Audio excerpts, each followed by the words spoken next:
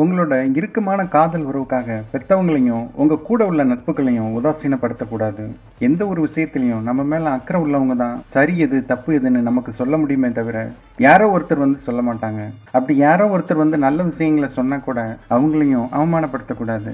எப்போ நம்ம செய்யறதெல்லாம் சரின்னு நினைக்க ஆரம்பிக்கிறோமோ அங்கேயே நமக்கான சரிவுகள் தொடங்க ஆரம்பிச்சிருச்சுன்னு அர்த்தம்.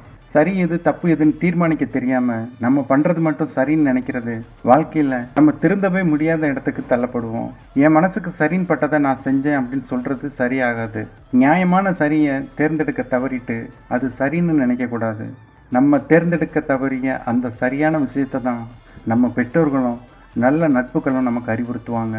காதல் உறவுக்காக பெற்றவங்களை புறக்கணிக்கிறது வாழ்க்கையில் நீங்கள் செய்கிற மிகப்பெரிய தப்பு. எல்லாத்துக்கும் ஒரு தீர்வு உண்டு, எல்லாருக்கும் வாழ்க்கை உண்டு. அதை எப்படி தேர்ந்தெடுத்து வாழ்கிறோம் அப்படின்றது நம்ம கையில் தான் இருக்குது. உங்களோட நல்ல எண்ணங்களும் சிந்தனைகளும் நிறைவேற வாழ்த்துக்கள்.